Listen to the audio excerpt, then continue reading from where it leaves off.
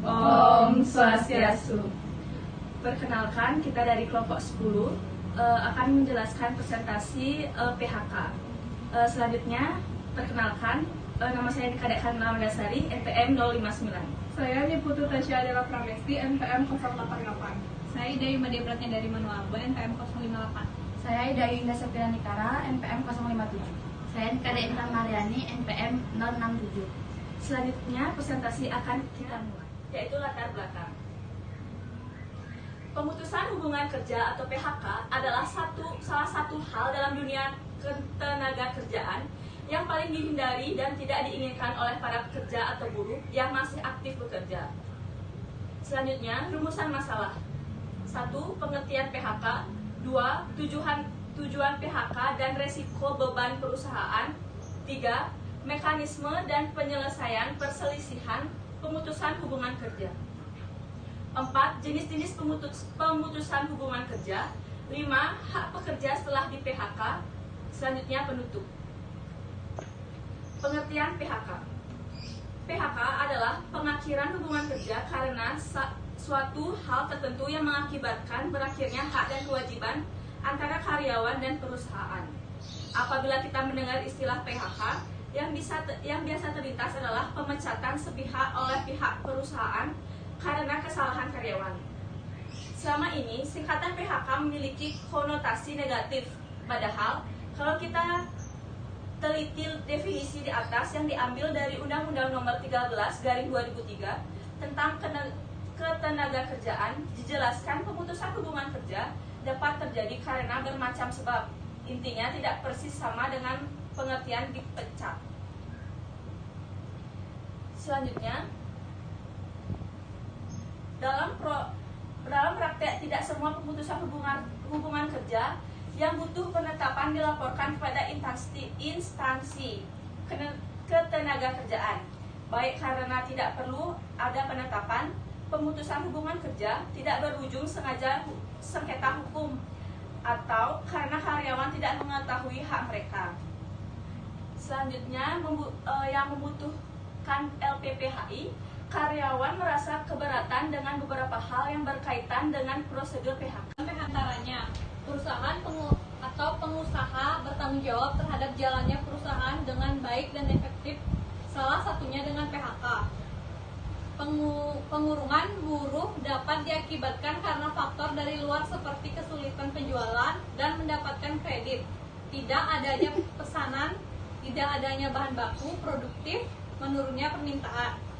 Tujuan lain pemberhentian yakni agar dapat mencapai sasaran seperti yang diharapkan dan tidak menimbulkan masalah baru dengan memperhatikan 3 faktor penting, yaitu faktor kontradiktif, faktor kebutuhan, dan faktor sosial.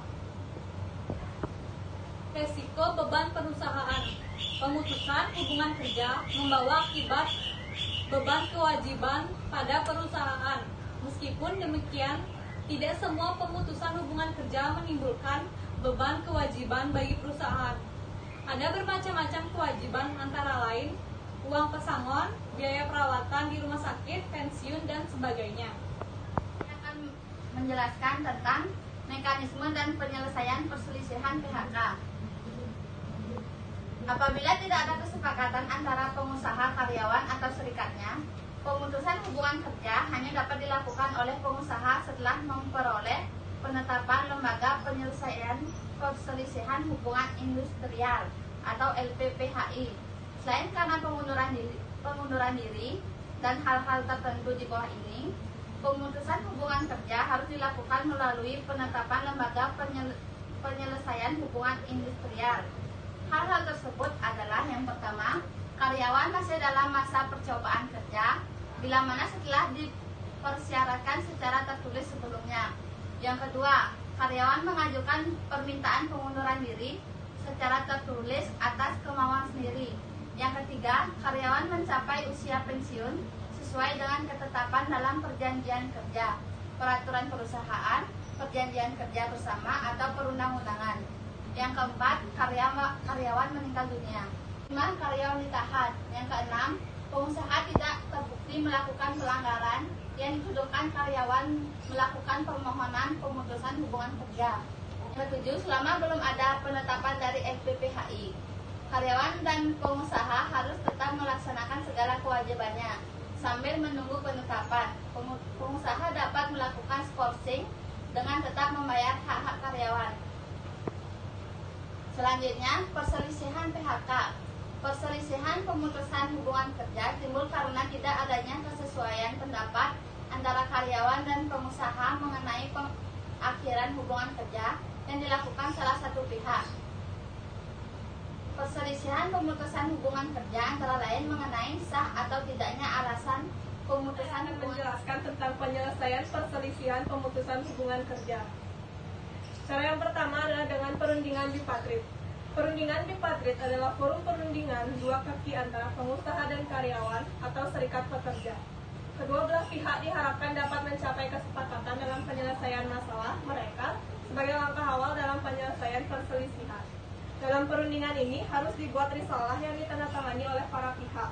Isi risalah diatur dalam pasal 6 ayat 2 UU PPHI. Apabila tercapai kesepakatan, maka para pihak membuat perjanjian bersama yang mereka tandatangani. Kemudian, perjanjian bersama ini didaftarkan pada PHI wilayah oleh para pihak di tempat perjanjian bersama dilakukan. Apabila gagal mencapai kesepakatan, maka karyawan dan pengusaha mungkin harus menghadapi prosedur penyelesaian yang panjang melalui perundingan tripartit. Perundingan tripartit. Dalam pengaturan UUK terdapat 3 forum penyelesaian yang dapat dipilih oleh para pihak. Yang pertama ada mediasi. Forum mediasi difasilitasi oleh institusi ketenagakerjaan, Dinas Tenaga Kerja, kemudian menunjuk mediator.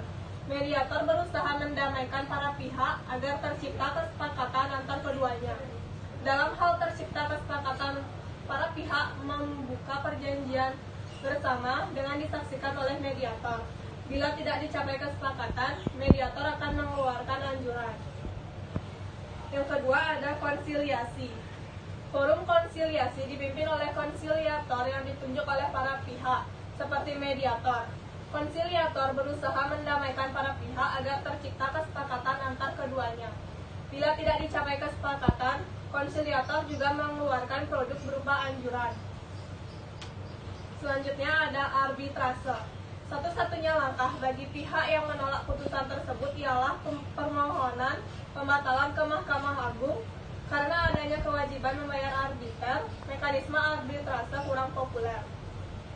Kasasi atau Mahkamah Agung adalah pihak yang menolak putusan PHI soal perselisihan pemutusan hubungan kerja dapat langsung mengajukan kasasi atau tidak melalui banding atas perkara tersebut Mahkamah Agung untuk diputus.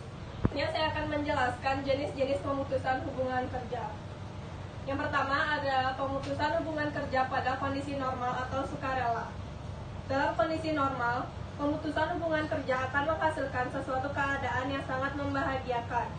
Setelah menjalankan tugas dan melakukan peran sesuai dengan tuntutan perusahaan dan pengabdian kepada perusahaan, maka tiba saatnya seseorang untuk memperoleh penghargaan yang tinggi atas jerih payah dan usahanya tersebut. Selain itu, ada juga karyawan yang mengundurkan diri. Karyawan dapat mengajukan pengunduran diri kepada perusahaan secara tertulis tanpa paksaan atau intimidasi. Terdapat berbagai macam alasan pengunduran diri, seperti pindah ke tempat lain, berhenti dengan alasan pribadi, dan lain-lain. Untuk mengundurkan diri, karyawan harus memenuhi syarat. Yang pertama, mengajukan permohonan selamatnya 30 hari sebelumnya. Yang kedua, tidak ada ikatan dinas. Yang ketiga, tetap melaksanakan kewajiban sampai mengundurkan diri resmi dilakukan.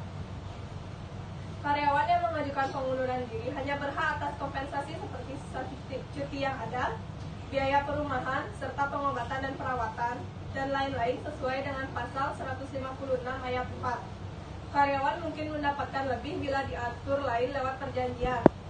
Untuk biaya perumahan, terdapat silang pendapat antara karyawan dan perusahaan terkait apakah karyawan yang mengundurkan diri berhak atas 15% dari uang pesangon dan penghargaan masa kerja. Yang kedua ada pemutusan hubungan kerja pada kondisi tidak normal atau tidak sukarela. Perkembangan suatu perusahaan ditentukan oleh lingkungan di mana perusahaan beroperasi dan memperoleh dukungan agar dirinya tetap dapat survive, yang disebutkan oleh Robbins pada tahun 1984. Tuntutan yang berasal dari dalam atau inside stakeholder maupun tuntutan dari luar atau outside stakeholder dapat memaksa perusahaan melakukan perubahan-perubahan termasuk di dalam penggunaan tenaga Kerja setelah di PHK. Bagaimana perhitungan uang pesangon apabila terjadi PHK? Perhitungan uang pesangon yang ditetapkan berdasarkan pasal 156 ayat 2 Undang-Undang Nomor 13 Tahun 2003 adalah masa kerja kurang dari 1 tahun sama dengan 1 bulan upah. Masa kerja 1 tahun atau lebih tetapi kurang dari 2 tahun sama dengan 2 bulan upah. Masa kerja 2 tahun atau lebih tetapi kurang dari 3 tahun sama dengan 3 bulan upah. Masa kerja 3 tahun atau lebih tetapi kurang dari 4 tahun sama dengan 4 bulan upah. Masa kerja 4 tahun atau lebih tetapi kurang dari 5 tahun sama dengan 5 bulan upah. Masa kerja 5 tahun atau lebih tetapi kurang dari 6 tahun sama dengan 6 bulan upah. Masa kerja 6 tahun atau lebih tetapi kurang dari 7 tahun sama dengan 7 bulan upah. Masa kerja 7 tahun atau lebih tetapi kurang dari 8 tahun sama dengan 8 bulan upah. Dan yang terakhir, masa kerja 8 tahun atau lebih sama dengan 9 bulan upah. Bagaimana perhitungan uang penghargaan apabila terjadi PHK? Perhitungan uang penghargaan berdasarkan pasal 156 ayat 3 Undang-Undang Nomor 13 Tahun 2003 sebagai berikut. Masa kerja 3 tahun atau lebih tetapi kurang dari 6 tahun sama dengan 2 bulan upah. Masa kerja 6 tahun atau lebih tetapi kurang dari 9 tahun sama dengan 3 bulan upah. Masa kerja 9 tahun atau lebih tetapi kurang dari 12 tahun sama dengan 4 bulan upah. Masa kerja 12 tahun atau lebih tetapi kurang dari 15 tahun sama dengan 5 bulan upah. Masa kerja 15 tahun atau lebih tetapi kurang dari 18 tahun sama dengan 6 bulan upah. Masa kerja 18 tahun atau lebih tetapi kurang dari 21 tahun sama dengan 7 bulan upah. Masa kerja 21 tahun atau lebih tetapi kurang dari 24 tahun sama dengan 8 bulan upah. Dan yang terakhir, masa kerja 24 tahun atau lebih sama dengan 10 bulan upah. Apa saja uang penggantian hak yang seharusnya diterima oleh pekerja apabila terjadi PHK? Uang penggantian hak yang seharusnya diterima berdasarkan pasal 156 UU Nomor 13 Tahun 2003 yaitu cuti tahunan yang belum diambil dan belum gugur, biaya atau ongkos pulang untuk pekerja atau buruh dan keluarganya ke tempat di mana pekerja atau buruh diterima bekerja, penggantian perumahan serta pengobatan dan perawatan ditetapkan 15% dari uang pesangon dan atau uang penghargaan masa kerja bagi yang memenuhi syarat. Dan terakhir, hal-hal lain yang ditetapkan dalam perjanjian kerja, peraturan perusahaan, atau perjanjian kerja bersama. Apa saja komponen yang digunakan dalam perhitungan uang pesangon dan uang penghargaan? Komponen upah yang digunakan sebagai dasar perhitungan uang pesangon, uang penghargaan, masa kerja, dan uang pengganti hak yang seharusnya diterima yang tertunda terdiri atas upah pokok, dan segala macam bentuk tunjangan yang bersifat tetap yang diberikan kepada pekerja dan keluarganya, termasuk harga pembelian dari catu yang diberikan kepada pekerja atau buruh secara cuma-cuma, yang apabila catu harus dibayar pekerja dengan subsidi, maka sebagai upah dianggap selisih antara harga pembelian dengan harga yang harus dibayar oleh pekerja. Uang penggantian hak. Uang penggantian hak adalah merupakan biaya yang harus diberikan perusahaan pada karyawan terkait hal-hal sebagai berikut. Cuti tahunan yang belum diambil dan belum gugur, biaya atau ongkos pulang untuk pekerja dan keluarganya ke tempat di mana pekerja diterima bekerja, hal-hal lain yang ditetapkan dalam perjanjian kerja dan peraturan perusahaan. PHK sebagai manifestasi pensiun yang dilaksanakan pada kondisi tidak normal nampaknya masih merupakan ancaman yang mencemaskan karyawan. Dunia industri negara maju yang masih saja mencari upah buruh yang murah senantiasa berusaha menempatkan investasinya di negara-negara yang lebih menjanjikan keuntungan yang besar, walaupun harus menutup dan merelokasi atau memindahkan pabriknya ke negara lain. Keadaan ini tentu saja berdampak PHK pada karyawan di negara yang ditinggalkan. efisiensi yang diberlakukan oleh perusahaan pada dewasa ini merupakan jawaban atas penambahan posisi-posisi yang tidak perlu di masa lalu, sehingga dilihat secara struktur organisasi maka terjadi pengelembungan yang sangat besar. Ketika tuntutan efisiensi harus dipenuhi, maka restrukturisasi merupakan jawabannya. Di sini tentu saja terjadi pemangkasan posisi besar-besaran sehingga PHK masih belum dapat dihindarkan. Terima kasih. Sekian presentasi dari kelompok kami. Jika ada kekurangan ataupun kesalahan kata, kami mohon maaf. Kami tutup dengan Paramasanti. Om Santi Santi Santi Om.